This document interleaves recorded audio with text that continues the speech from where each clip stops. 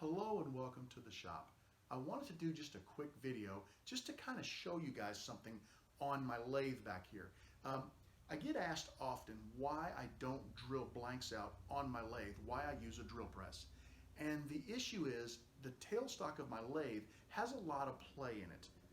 And that play, if you don't have it locked down exactly straight to where the headstock and the tailstock are perfectly aligned, you're going to drill off center and you're going to ruin your blank. I want to demonstrate that today with a mandrel and show you how far off that lathe is when the tailstock is not perfectly aligned with the headstock. And I place it in the tailstock of my lathe, and my lathe is unlocked.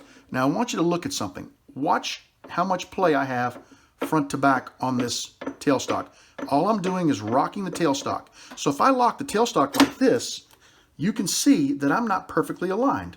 What's going to happen is I'm not going to drill down the center of my blank, and I'm probably going to make the blank oval, or the hole, a little bit ovaled out to where the tube is going to have a gap on one side at the front of the blank and on the other side at the back. It goes down the blank at an angle. Now, let me back off this lathe a little bit. I had the same issue with my Harbor Freight. Let's go to the jet. When I put the mandrel in the jet and I leave it unlocked and I rock it front to back, notice how minute the change is.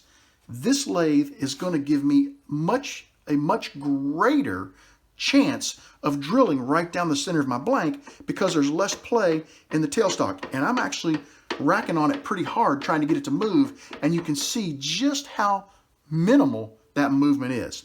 So if you're looking to buy a new lathe or get started pin turning, or if you have a lathe you've had for a while and you've got the same issue I have where you have a lot of play in the tailstock and you want to be able to drill blanks out on your lathe or possibly do some kitless turning, and you're thinking about upgrading, you don't want to spend a lot of money, check out Facebook Marketplace. Check out Craigslist. Look for good used lathes. Jet is a really good model. Rikon is a really good model. Nova is a really good model. There are a number of lathes in this price range that are great models, and they're going to offer you this level of accuracy. This is the one thing I checked out. Bear in mind bearings on this lathe. This is not a large lathe, so chances are whoever had it only turned small items, pins, bottle stoppers, etc., because you can't get a big chunk of wood on here. With a big lathe, you're going to put this monster hunk of wood, and it's going to be off-center when you're turning it. That's going to wear on the bearings and wear things out a lot quicker. These lathes, while they can wear out, are a whole lot tougher to wear out. By taking a little time and searching, you can find a good quality used lathe that is a better lathe than the Turncrafter, or a better model lathe than the Harbor Freight for actually less money. That's what I want to point out to people. Don't get in a hurry.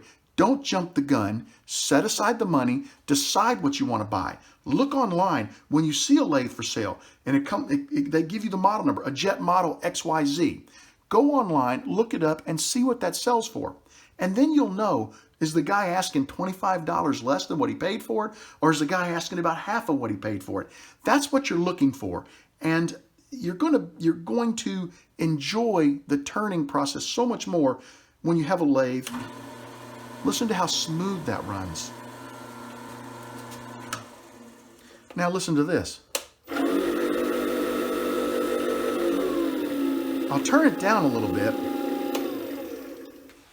A quieter running lathe is going to be more enjoyable to turn on. This lathe there's nothing wrong with it if you want to turn pins on a mandrel, kitted pins on a mandrel. However, I think you can get this lathe for about a third of what this one costs if you shop around. I don't know if anybody will find this video useful. I hope that someone does. The whole point that I'm trying to make, getting asked all the time, what lathe should I buy? And I recommend this to people over and over again. Shop for a used lathe. Buying a new one is great. If you can afford a new lathe like a Jet or a Rikon, that's a great starter lathe that is literally going to last you for years. But if you buy a Harbor Freight like I did, the lathe wore out after a while. I turned a lot of pins. It wore out.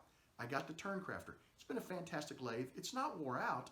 It's just as I tried to become more creative with the hobby and do my threading and my drilling and make these kitless pins, the lathe wasn't suiting my needs because of the tolerances of the tailstock. By shopping around a little bit, I found a lathe that is much nicer than the one that I have, much tighter tolerances, going to do a much better job of turning the kitless pins and drilling out the blanks. It runs quieter and smoother than the lathe I have, and I paid less than I did for the original lathe that I bought and had to replace because I wore out. So just kind of think about those things.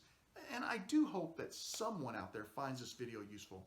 I'd like to thank you for joining me in the shop today. I want you to know that you are always welcome in my shop. Come back and see me again real soon, and have a great evening.